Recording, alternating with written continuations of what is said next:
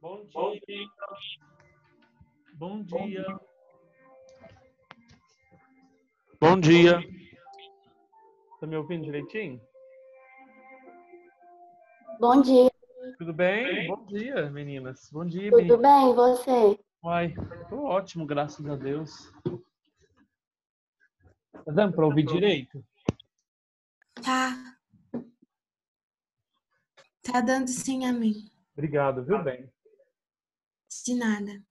Ana Clara Caetano. Presente. Ana Clara Torto. Presente. Ana Júlia. Desculpa. Ana Flávia Arantes. Presente. Ana Júlia. Augusto Napoleão.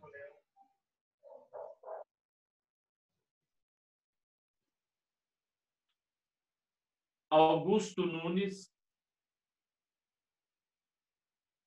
Camila de Castro. Presente. Carlos Eduardo. Presente. Daniel Mendonça. Diogo. Gabriel Carlos. Gabriel de Oliveira. Guilherme Guida. João Vitor. Júnia Mayra. Lívia Chagas. Presente. Lívia Ferraz. Presente. Marden Rezende. Maria Clara. Maria Eduarda. Presente. Mariana Alves. Presente. Mariana Lacerda. Presente. Mariela Júlia.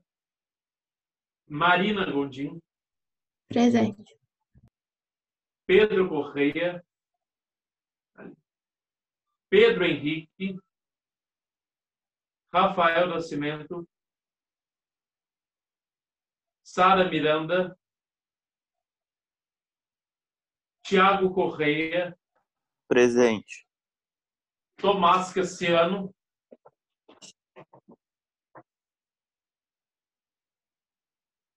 Vitor Henrique. Presente. Vinícius Borges. Presente. Vinícius Borges? Isso. Ah, tá. Ah, ué. Mas, gente, Rafaela? Gente, É bom porque dia. eu tô com o nome da minha irmã, amigo. Foi mal, foi mal. Tranquilo. Tudo bem com vocês, né? Espero que seja uma sexta abençoada. Mais um final de semana chegando. Sobre a matéria da prova, eu estou organizando ela ainda, né? Mas é mais provável ser o capítulo da Revolução Científica, tá? Algo que eu não cobrei ainda. Quem entrar depois me chama para eu dar o presente aqui, tá? Então, pessoal, Semana passada, me cortou. A aula foi cortada. Ué, está errado. Da filosofia do segundo ano. Me cortou bem na hora que eu estava explicando, então, a primeira parte da nossa apostila, que é a questão do discurso do método. Tá? O que vocês acham melhor? Eu deixar esse do meu celular ligado ou Esse aqui ligado. O outro. O outro, o né? outro? Esse. Que aí vocês conseguem ver. Conseguem ver os slides, né?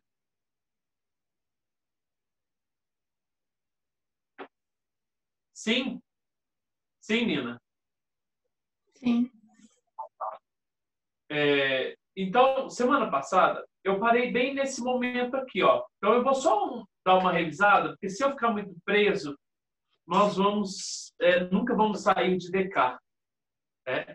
Então, a primeira coisa que vocês têm que saber que o Descartes, ele queria, como outros filósofos do seu período, né, da sua época, todos queriam dar uma resposta segura, eficiente e capaz para que a ciência se desenvolvesse.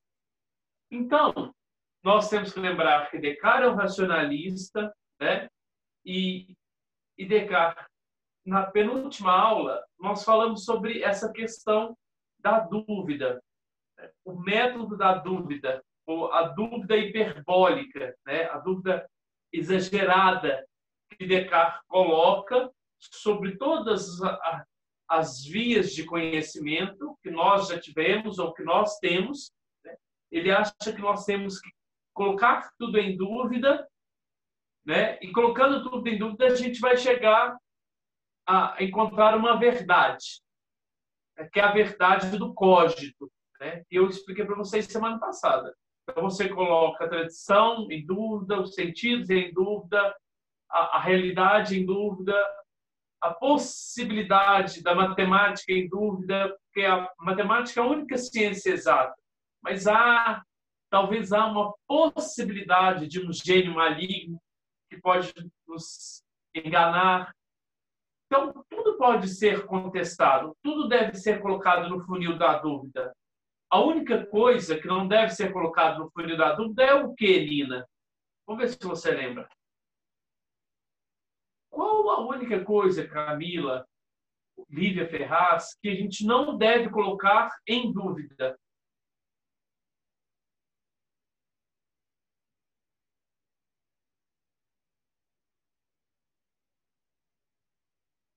Bom, pessoal. Estão aí? Não lembro. A única coisa... Você pode colocar tudo em dúvida. Porque tudo não é meio seguro de conhecimento. Lívia, tá aí? Seria os sentimentos, amigo? Nossa, é o primeiro que você tem que colocar em dúvida. Sentimentos está nos sentidos. Seria Nossa. a própria dúvida, amigo? A própria dúvida. Porque, por que, Lívia? O ato de duvidar comprova que a única certeza que você tem é da sua existência. Cogito ergo sum. Penso. Se penso ou se duvido, logo eu percebo que eu existo. Então, a dúvida é a única dúvida que você não pode duvidar. Está entendendo? Tudo você pode colocar na dúvida, menos o ato de duvidar. Porque quando você duvida, você afirma que você existe. Tá. Então, isso aí nós falamos na aula retrasada, na aula passada, né? Os graus da dúvida, até você chegar ao solipsismo, né?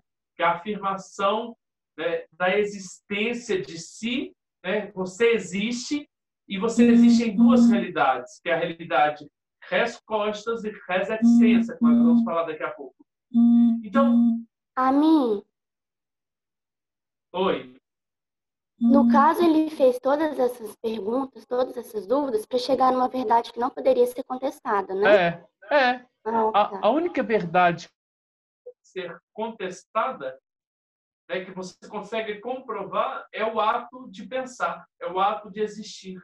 Ou melhor, o ato de duvidar comprova a sua existência, tá entendendo? Então vamos lá. Para a gente finalizar essa segunda parte, seria a primeira parte lá da sua apostila, página 49, ele fala que tem coisas que estão na nossa realidade que são dubitáveis. Tudo que é dubitável é incerto, né? E não se deve confiar. Então, isso para a ciência, isso não vai ajudar. Isso não colabora em nada. Agora, para a ciência, né? Para entrar nesse funil da dúvida, a única coisa que poderia entrar no funil da dúvida, né? Na metodologia que o Descartes utiliza, né? Para chegar a um método seguro na ciência, da matemática, da física, da química, ele fala que a única coisa que deve passar nesse funil são as coisas indubitáveis. O que significa indubitável?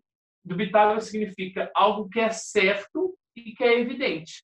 Então, a única coisa que é certo e que é evidente é as coisas que estão no nosso pensamento.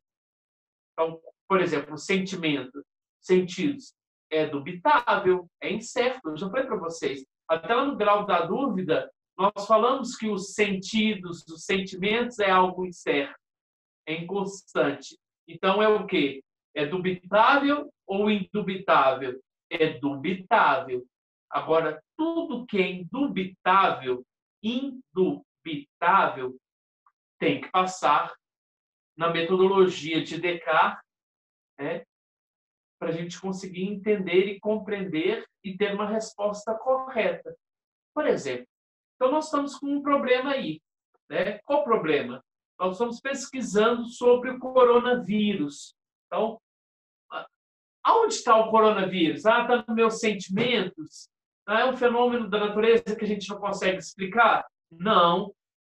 Nós sabemos que o coronavírus, o Covid-19, é um vírus. Então tá. Então a gente vai pegar a gente não quer entender, Camila, Olivia, a gente não quer uma resposta concreta, correta sobre o coronavírus? Sim, nós precisamos.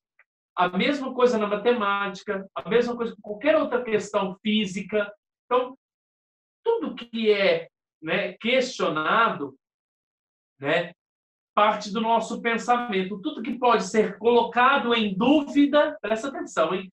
Tudo que pode ser colocado em dúvida é indubitável. Embora você coloque em dúvida, mas você pode colocar ela no funil, né, nessa metodologia, para você, no final, né, comprovar uma resposta certa. Então, tudo que deve ou que pode ser colocado em dúvida, que parte do seu pensamento, e não que parte do seu sentimento, sua experiência de sentido, mas tudo que parte do seu pensamento, da sua cabeça, da sua mente, isso deve ser colocado no funil da dúvida. Aí você tem a primeira regra. A primeira regra já está dizendo ali, evidência. Evidente. O que é evidente? Aceitar como verdadeiro apenas aquilo que não pode ser duvidado. Só aceitar o que não pode ser colocado em dúvida. Tá? Só aceitar o que não pode ser colocado em dúvida. Então, nosso ato de pensar tem muitas informações. E essas informações, como por exemplo, vou usar o exemplo aqui, coronavírus, partiu do meu pensamento. Então, eu posso colocar ele na metodologia de Descartes para a gente ver se a gente consegue encontrar uma resposta, né, sobre o coronavírus? Sim. Então, vai passar o coronavírus? Sim, ele vai passar. Por quê? Porque ele veio do meu pensamento. Então, a segunda regra, então, a primeira regra você já sabe, evidente. é evidente que você vai colocar, né, na metodologia tudo aquilo que partir do seu pensamento, né? Aceitar como verdadeiro apenas aquilo que não pode ser duvidado. Então, passei, coronavírus. Tá. Então, para a gente entender, então, quando a gente fala em coronavírus, é um tema muito pesado. Bom dia, Maria Clara. Então, é um tema muito pesado.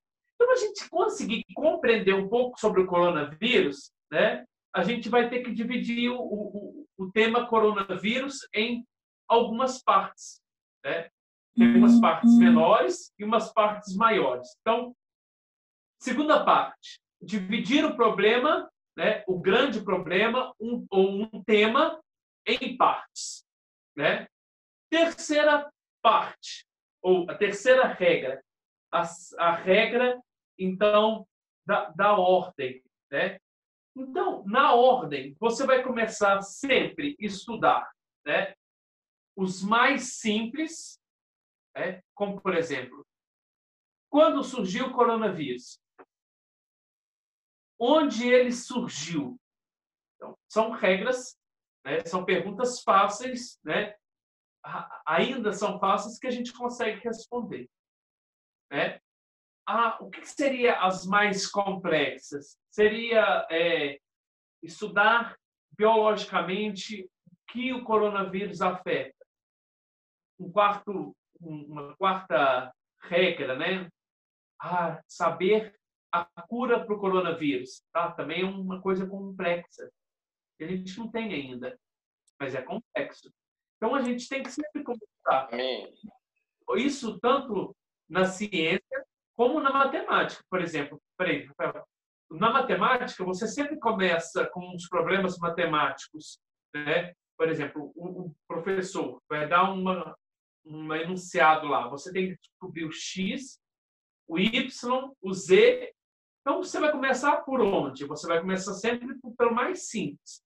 Então, eu vou pegar o X, que é mais fácil, e eu vou colocar ele como a primeira parte, mais simples. Então, eu vou resolver esse mais simples. Depois, qual que é mais simples, o Z ou o Y? O Y. Então, eu vou resolver o Y. Depois, eu vou resumir e vou resolver o Z. Tá? E aí, depois? Então, depois que tudo está resolvido, né, começando pelo mais simples até os mais complexos, na hora que você encontrar a resposta, pronto, eu já encontrei a resposta do X, do Y e do Z. O que você vai partir? Qual regra que você vai adotar agora? A quarta regra, que é a regra da enumeração. O que seria essa enumeração? Seria revisar tudo de novo. Você vai revisar o X, você vai revisar o Y e você vai revisar o Z. Para você perceber, né, para você compreender que tudo que você fez, ele está correto. Às vezes, na hora da revisão, você percebe que você errou. E aí, o que o nosso amigo Descartes nos convida? A voltar tudo de novo. Então, pega aquela questão matemática, apaga ela, divide X, Y, Z, depois começa pelo X, Y, Z. Encontrou a resposta, né? Solucionou a questão? Solucionei. E agora, para onde eu vou? Eu vou para a enumeração. E aí você começa a questionar. É evidente? Quer dizer, partiu do meu raciocínio? Né? Segundo, foi dividido? Foi dividido. Partimos dos mais simples para os mais complexos? Sim, partimos para mais simples, mais complexos. A revisão, né, não deixou nada passar? Não deixou. Então, quer dizer que é a resposta correta. Então, o Descartes usa isso para a ciência utilizar essa metodologia, né, para ela sempre encontrar respostas seguras e concretas. Você usa essas regras tanto na matemática, né, tanto na física. Eu vou usar um exemplo bobo agora, tá? Por exemplo, o meu quarto aqui, ó. Eu preciso arrumar o meu quarto, eu preciso organizar o meu quarto. está vindo da minha cabeça. Eu preciso arrumar o meu quarto. Então, o quarto ele se torna um problema. Tipo um problema matemático. Quarto, problema matemático. Eu sei que eu tenho que arrumar ele. Então, é evidente que o quarto vai passar no funil da dúvida? Vai. Por quê? Porque veio do meu pensamento. E aí agora eu preciso começar, né, a organizar o meu quadro, o meu quarto. Então, como eu vou começar? Eu vou começar o meu quarto pelo guarda-roupa, que é mais complexo, ou eu vou começar organizando a minha mesa, que é pequena? Pelo guarda-roupa ou pela mesa? Pela mesa, amigo. É simples para o complexo. Eu arrumo minha mesa, depois eu arrumo a minha cama, depois eu arrumo o meu guarda-roupa, tiro toda a sujeira dele, e depois, no quarto, que é mais complexo ainda, eu vou limpar. Primeiro eu estou organizando, agora eu vou limpar tudo, que é muito mais demorado, muito mais complexo. Na hora que você resolveu tudo, né, você dividiu, né, limpou, né, que seria a quarta regra, que é a ordem, né, que é a limpeza. Eu comecei pela mesa, depois eu comecei por isso, depois eu comecei por aquilo. No quarto ponto, que na hora que seu quarto estiver limpo, você vai parar no meio do seu quarto e vai falar assim: meu quarto é um problema. Então, ok, tá, é evidente, veio da minha cabeça.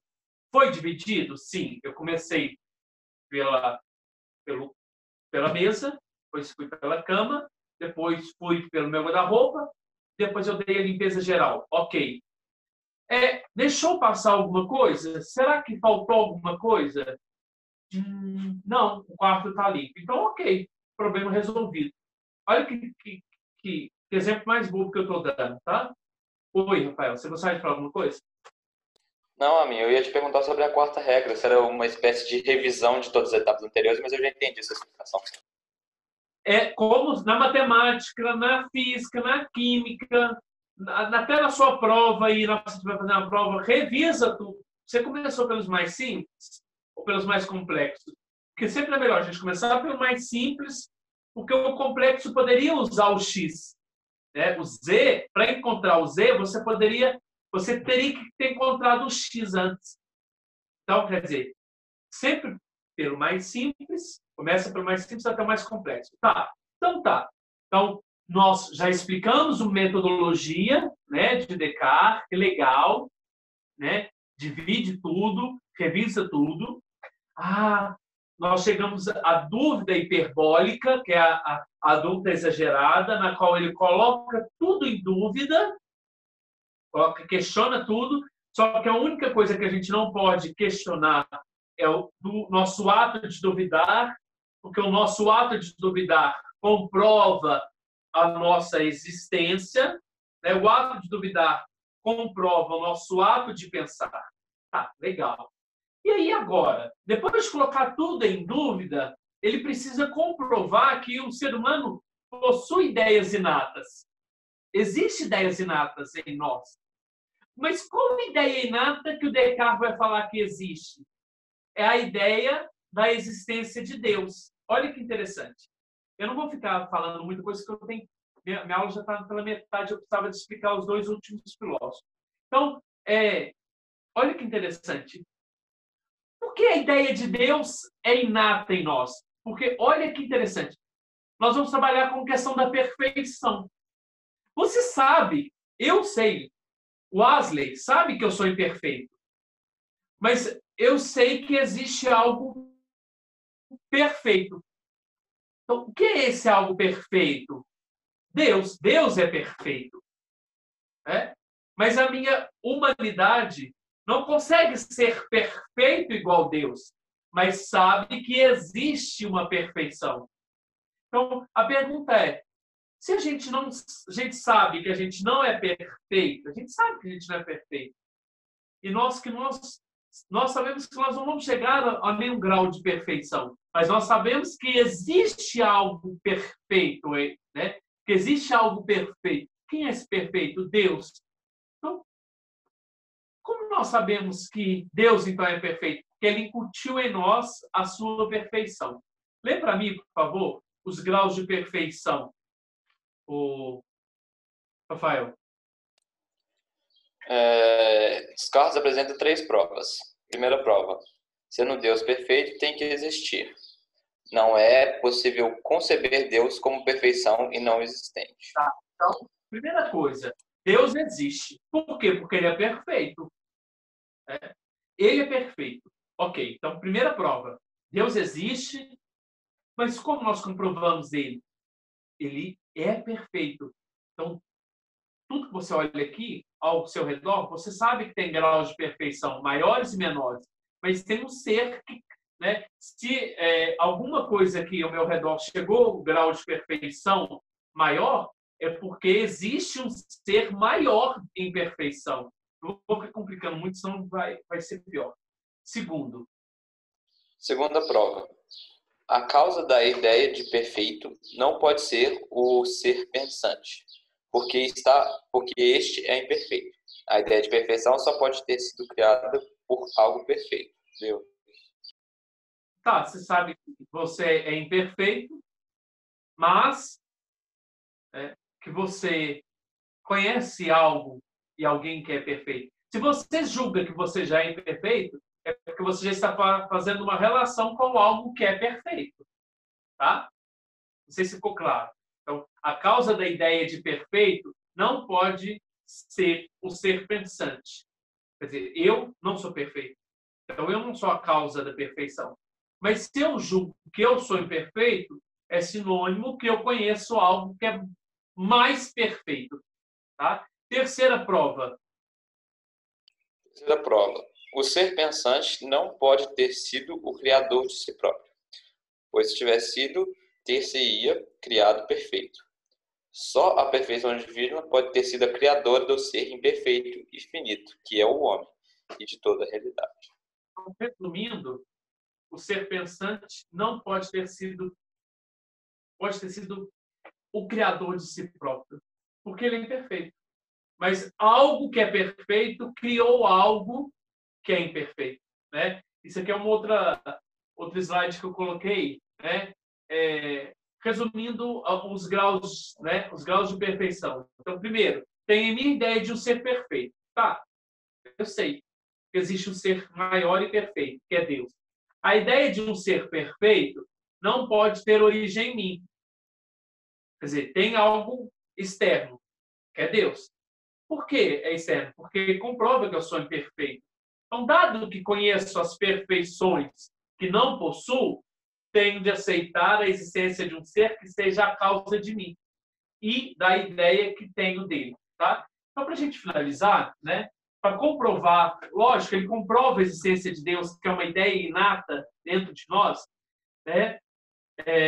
Ele vai falar que o ser humano possui 2 realidades. E que realidades são essas? Né?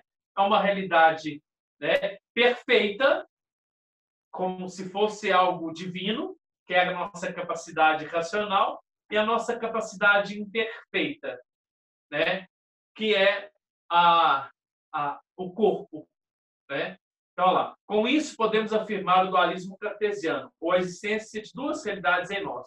A coisa que pensa, que é perfeito, e a que é extensa, que é imperfeita. Né? Isso partindo da comprovação da existência de Deus. Então, quer dizer, dentro de nós existem 2 realidades. Uma que é imperfeita e uma que poderia ser, ou ela é perfeita, mas ela não é tão perfeita como Deus. Então, a partir do momento que eu sei que existe um Deus, né, a perfeição máxima, eu sei que existe em mim 2 realidades, uma perfeita e uma imperfeita. E aí, o Descartes vai falar que elas são 2 realidades distintas, separadas, opostas. Por isso que nós chamamos ela também como dualismo substancialista. É como se fossem 2 substâncias diferentes. Só que tem comunicação. E aí, como acontece essa comunicação? Né? Segundo o Descartes, existe uma glândula chamada glândula pineal que faz a ligação entre a realidade pensante, que é a alma, e a realidade extensa, que é a realidade do corpo. Tá? Então, existe comunicação entre corpo e alma para Descartes? Sim, existe. Elas são duas substâncias distintas. Tá? Então, dualismo cartesiano. Tá? No mundo, existem apenas duas substâncias essencialmente distintas e separadas, tá? Mas que possuem uma comunicação. Tá? Ele vai falar que é a substância pensante, que ele vai chamar de res. O que é res? É a coisa. Coisa cogitans. O que é cogita? Pensante. Pensante. Olha, cogito significa penso. Cogito, penso. Então, quais são as realidades que existem em mim? A coisa que pensa, o res cogitans, e a coisa que não pensa, né? Mas que está aí no mundo, que é a nossa identidade no mundo, né? Que é o nosso ser no mundo, que é o nosso corpo. Tá? Então, a substância pensante, res cogitans, corresponde à esfera do eu, né? Do meu pensamento, a minha consciência. Tá? E a outra substância que existe é a res extensa. Extensa quer dizer longura, né? Extensão, né? Tem uma coisa interna e tem uma coisa longe. Longe é o nosso corpo. Próximo é a nossa consciência. Tá? Corresponde ao mundo corpóreo, né? Ao mundo material. Então, para a gente finalizar, depois de aplicar o método da dúvida, né? De conhecer a metodologia de Descartes, né? Para a ciência, né? Comprovar que existe a ideia inata de Deus em nós, né? E depois da ideia inata de Deus em nós, você consegue comprovar que você é um ser de duas realidades, de um res cogita, de um ser que pensa, né? E de um res extensa, né? De uma coisa aí no mundo, né? De uma coisa extensa, né? Uma identidade do seu ser no mundo, que se representa ou é representado pelo corpo. E aí, na página 54 e 55, ele fala: como você consegue comprovar que Descartes é um racionalista? Primeiro, porque ele desconfia dos sentidos. Segundo, ele confia extremamente no método matemático. Por isso que ele usa o método matemático, né? Esse método de análise, de síntese, de enumeração, é pura matemática. E terceiro, ele acredita que existe ideias dentro da gente. Nós somos formados por ideias. E qual a ideia que já veio formada em nós? A ideia da perfeição. Perfeição de quem? Da nossa? Não, a de Deus. Deus é perfeito. Tá? Então, esses são os traços, né, dos filósofos racionalistas como Malebranche e Spinoza. Eu sei que falta 6 minutos, mas eu preciso sintetizar. Tá? Então, Nina, por favor, lê para mim sobre Nicolas Malebranche. Então, quem foi Nicolas Tentou Malebranche? resolver o problema do dualismo cartesiano. Uhum. Entendendo que alma e corpo são substâncias distintas. Não pode haver nenhuma comunicação. Mas então, quem faz a comunicação entre o átomo? Que tem uma glândula perineal que faz a ligação. Não, o Malebranche já deixa claro. Não, duas substâncias distintas que não possuem comunicação. Olha lá que interessante. Ele vai falar da questão de Deus também, né? Sendo um cristão. Olha lá. Mas então, quem faz a comunicação entre o ato de pensar e movimentar o braço, né? Olha que interessante. Eu estou aqui pensando aqui agora, ó. Vou movimentar o meu braço. Ó, movimento o meu braço. Então, ele vai falar que o ato de pensar e o ato de movimentar o braço, quer dizer, o ato do res costas e o ato do res extensa não possui comunicação. Ah, mas então, peraí. A pergunta é, então, quem faz a comunicação entre esse corpo e essa alma? Ele vai falar, Deus. Deus é a resposta para essa comunicação, né? O povo achou que ele era louco, né? Por falar que quem é a causa do movimento, né, do meu braço? Para Descartes seria, né, a sua alma, seria o seu ser pensante, seu cérebro. Seu cérebro comunicou com o seu corpo. E Malebranche fala que não existe comunicação. Tudo é o quê? Tudo vem de Deus. Ele é a causa de tudo. Né? E olha que interessante. Né? Então, continua para mim. Depois você dá uma lida na página 55, tá? Não existe causa. Então, ele vai dizer que não existe relação de causa e efeito. Tá? Não existe causa e efeito. Por exemplo, eu vou empurrar essa mesa aqui. Quem é a causa do movimento? Eu. Qual é o efeito? O movimento, o deslocamento do móvel. O deslocamento do móvel. Então, não existe essa relação de causa e de efeito. Não existe a relação de mente e corpo. Ué. Então, não existe causa quando você empurra o móvel e o efeito dessa causa, que é o móvel se deslocando. Então o que é? Quem que causa isso? Ele vai falar, tudo é coincidência divina. Deus que quis que acontecesse assim. Então, como também é Deus a causa de todas as ideias que vêm do mundo exterior e que eu experimento dos sentidos.